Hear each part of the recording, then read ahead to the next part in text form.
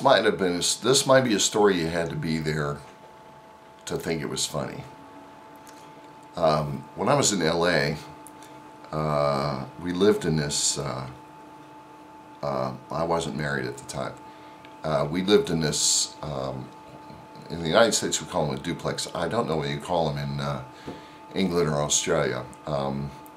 But it's like two houses, but there's just a wall separating them, right?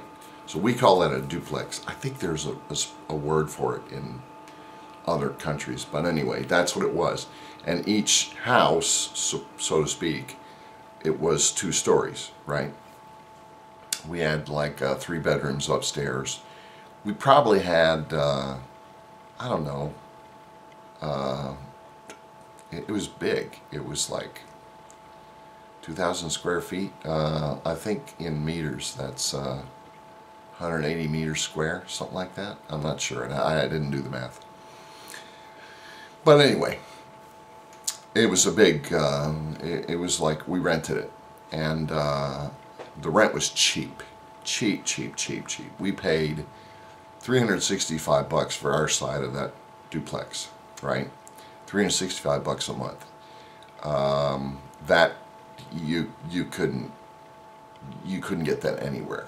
The reason we had rent like that was because LA had rent control like New York has. So what that means is if your name's on the lease, if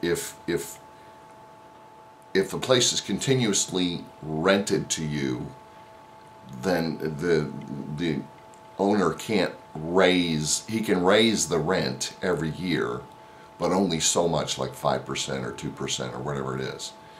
And then if you leave and you get a new tenant, then he can make the rent anything he wants to. But if that guy stays, then the next year it can only go up 5% on whatever it originally was, right? And it turns out that I had a friend from Austin who nominally lived in LA in this apartment, we'll call it, the duplex. And his name had been on the lease for years. But the problem was he was hardly ever there. Every, like 6 months, 5 months, 6 months, whatever, he'd breeze into town, he'd be there for a few weeks, and then he'd go off somewhere else.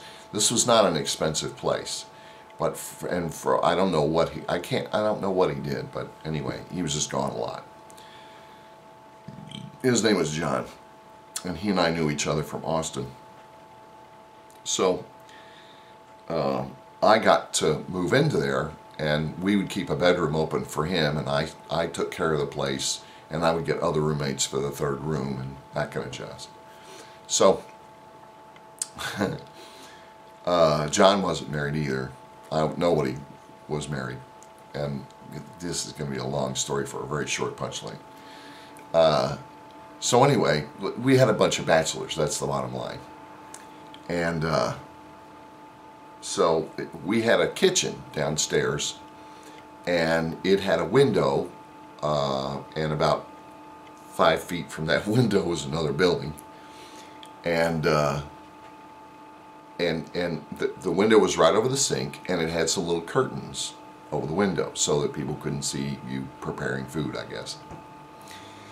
So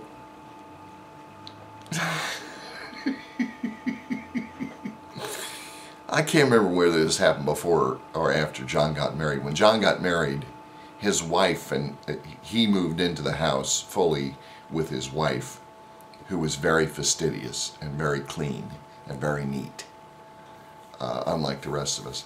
So anyway, John was downstairs. The bottom line is, the real story is, John was downstairs one time, and he was washing his dishes or something. He washed his hands in the sink, right? He gets through, turns off the water, and he looks around the kitchen. There's not like a rag or a towel. There are no paper towels, anything like that. So what does he do? In classic, classic bachelor style, without missing a beat, he grabs the curtains and dries his hands off with the curtains. If his I can't remember whether she was there or not, whether he was married at the time when he did this. But if she'd ever seen him do it, she'd have killed him.